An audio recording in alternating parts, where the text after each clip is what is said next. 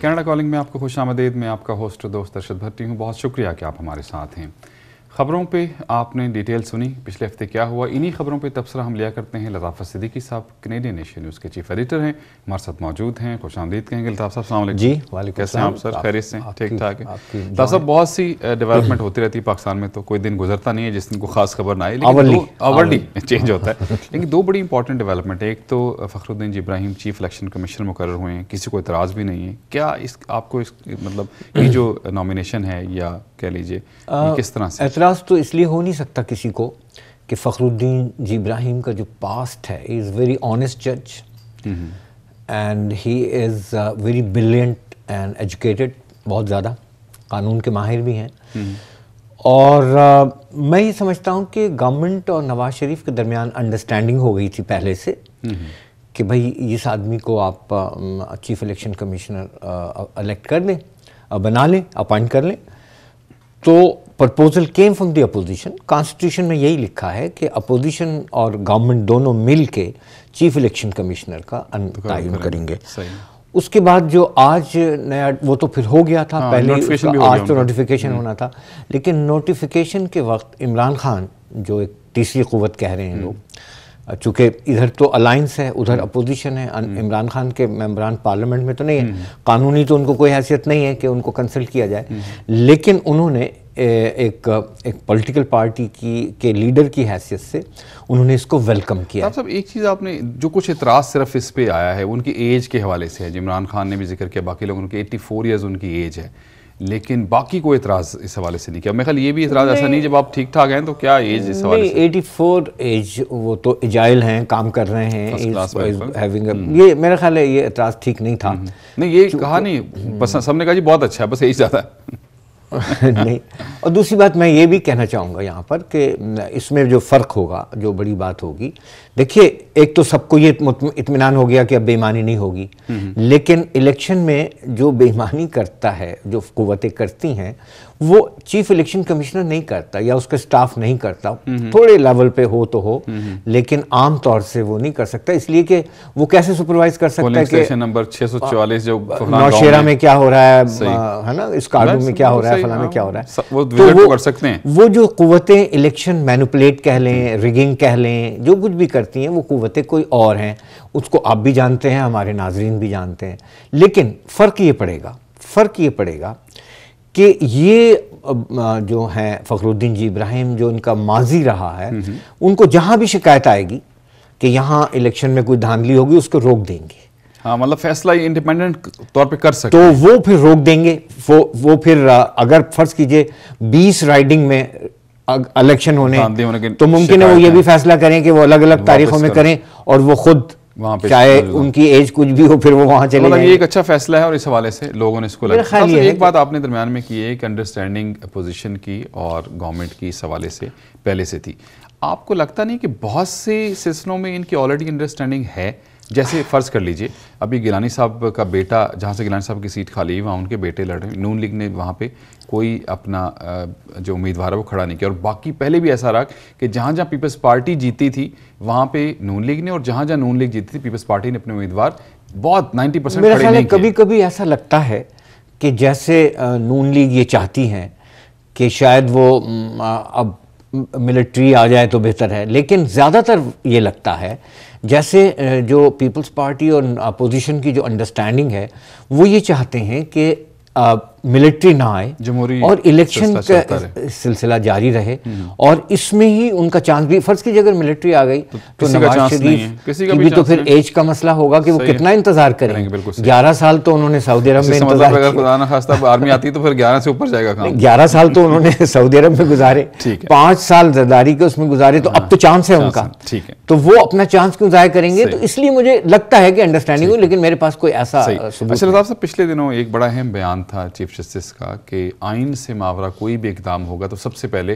Supreme court اس کو oppose کرے گی. یہ ان رومرز کے بعد انہوں نے دیا جب کہا جا رہا تھا اسلام آباد میں جی پتہ نہیں فوج نہ آ جائے بہت, لیکن انہوں نے کہا کہ سب سے پہلے جو اس کو اپوز کرے گا کسی بھی جو ہے غیر آئینی اقدام کو, وہ چیف جسٹس نے کہا کہ سپریم کورٹ کرے گی. تو یہ بیان تھوڑا سا لوگوں کے لیے حیران کن نہیں؟ دیکھیے تھوڑی سی بات میں کرنا چاہوں گا اس پہ. پہلی تو بات میں یہ کہنا چاہ رہا ہوں کہ جو ہیں چیف جسٹس ہوں یا ججز ہوں ان کے فیصلے بولتے ہیں, وہ خود تقریریں نہیں کرتے ہیں.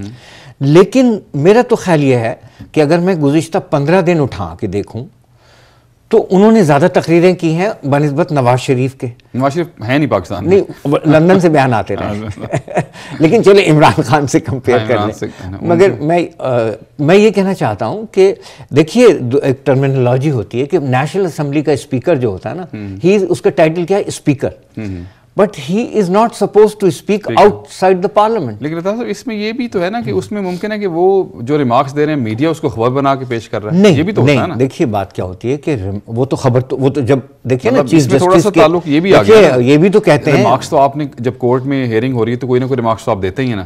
یہاں پہ یہ ہو گیا کہ ہر خبر ہر ریمارکس خبر بن جاتی ہے. مطلب یہ ہے کہ اگر آپ قانون پہ کرتے ہیں نا, تقریریں تو بہرحال ریمارکس بھی کچھ زیادہ ہیں, تقریریں بھی کچھ زیادہ ہیں. انہوں نے ہائی کورٹ بار میں بلوچستان میں کی, چلیے کبھی کبھی ہو جائے تو ٹھیک ہے. میں یہ کہنا چاہ رہا ہوں کہ اتنی تقریریں اور وہ بھی پولیٹیکل اسٹیٹمنٹ جو ہیں, وہ سپریم کورٹ کے چیف جسٹس کو کوئی قانونی پابندی نہیں ہے ان پہ, لیکن نیشنل اسمبلی کے اسپیکر روایتاً نہیں دینی چاہیے, روایتاً نہیں دینے پڑتے ہیں دنیا کے. یہ تو ایک بات رہی.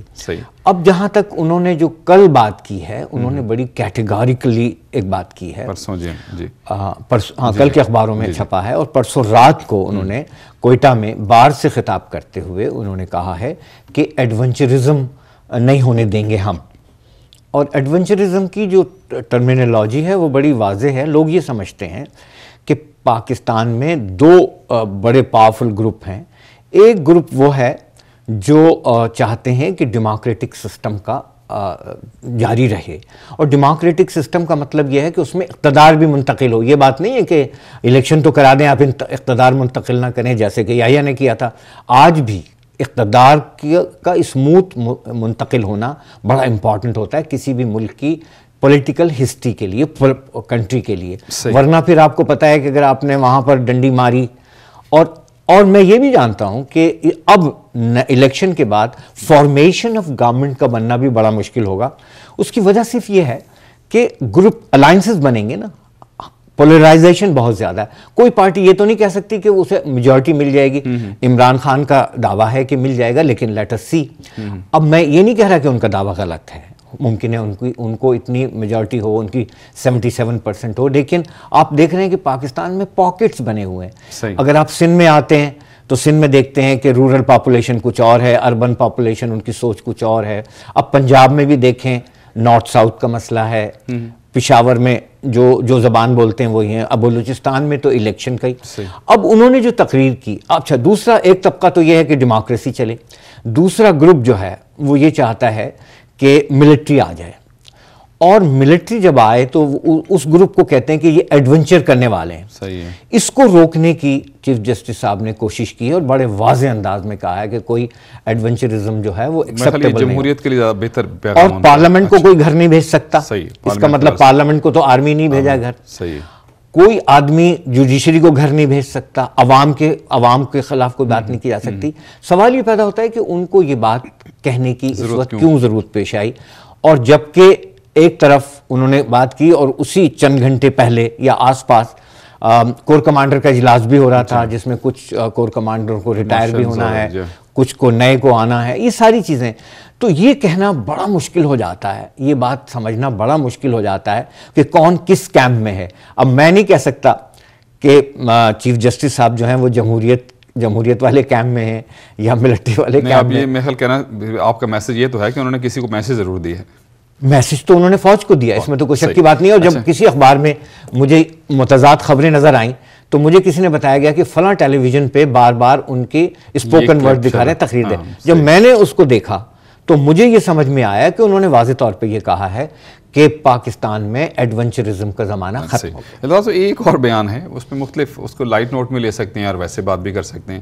امریکی سفیر جو ہیں انہوں نے BBC کا ایک انٹرویو, تو اس میں کہا کہ عمران خان اور نواز شریف جو امریکہ کے حامی ہیں, اور اس کے اوپر ظاہر ہے کچھ لوگوں کے کامنٹس بھی آئے تھے. تو یہ بات ویسے آپ درستی سمجھتے ہیں؟ سر دیکھیے, میں اس پہ عمران خان نے اس کی وضاحت کی ہے کہ جو میری ان سے انٹریکشن ہوا تھا ان کا بیان آیا, اور میں نے پڑھا ہے, اور میں نے ان کا اسٹیٹمنٹ کوٹ اینڈ کوٹ کے ساتھ پڑھا ہے.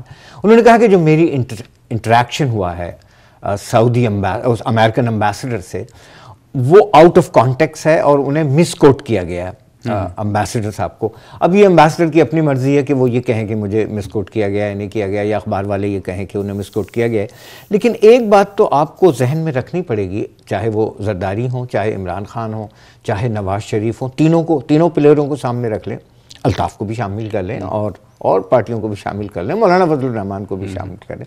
پاکستان میں جو حکومتیں بنتی ہیں وہ تو ٹرپل اے کی بات ہوتی ہے نا، اللہ، امریکہ اور آرمی. تو اگر ایک اے نے یہ کہا کہ یار ساری پارٹیاں جو ہیں وہ ہمارے ساتھ ہیں، فکر نہیں کریں، تو اس میں کوئی اور پھر عمران اور نواز شریف نے ان مولویوں کا ساتھ تو نہیں دیا جو مظاہرے کر رہے تھے کہ ہم یہ کریں گے وہ کریں گے، اس شدت سے تو نہیں کیا. لپ سروس ایک الگ بات ہے، بیان بازی ایک الگ بات ہے، آپ عملی طور پہ مظاہرے کرنا دوسری بات ہے. تو یہ ساری کی ساری باتیں، اور اس بات میں زیادہ کنفیوژن کی ضرورت نہیں ہونی چاہیے کہ لوگ تو یہ بھی کہتے ہیں کہ نواز شریف تو لندن چلے گئے اس میں، لیکن اس کا یہ مطلب نہیں ہے. لیکن مطلب یہ ہے کہ ہر پارٹی کا اپنا ایک نقطہ نظر ہے، اور وہ پارٹیاں جو الیکشن آ رہا ہے تو کیا وہ پارٹیاں کسی ایک اے سے، اللہ کی تو بات تھوڑی دیر کے لیے اس لیے کیجیے کہ اللہ کے متعلق تو ہم کوئی بات نہیں کر سکتے، لیکن کیا پولیٹیکل پارٹیز جو ہیں اس وقت کسی آرمی سے پنگا لینا چاہیں گی یا امریکہ کے خلاف کوئی بات کرنا چاہیں گی، اس لیے کہ وہ ان کی ضرورت ہے الیکشن میں اور ان کی ایکسیپٹیبلٹی ہے. اور بڑا امریکہ کا اس میں کوئی شک کی بات ہی نہیں ہے کہ اگر پاکستان میں بہت ساری حکومت ہیں تو ایک حکومت کے بننے یا بگڑنے میں امریکہ کا بھی تو، جب آرمی چیف جو ہے وہ وہاں سے اس کے آتے ہیں. بہت شکریہ الطاف صاحب، thank you very much. Next week انشاءاللہ آپ سے مزید اس حوالے سے انفارمیشن لیں گے. جی جناب، یہ ہمارا سیگمنٹ تھا، اور اس کے بعد ہمارے ساتھ معزز الدین صاحب ہوں گے، کنٹری مینیجر ہیں PI کینیڈا کے، اور اس سیگمنٹ میں آپ کے لیے پھر کچھ کویسچنز PI کے حوالے سے لے کے حاضر ہوں گے. Stay tuned.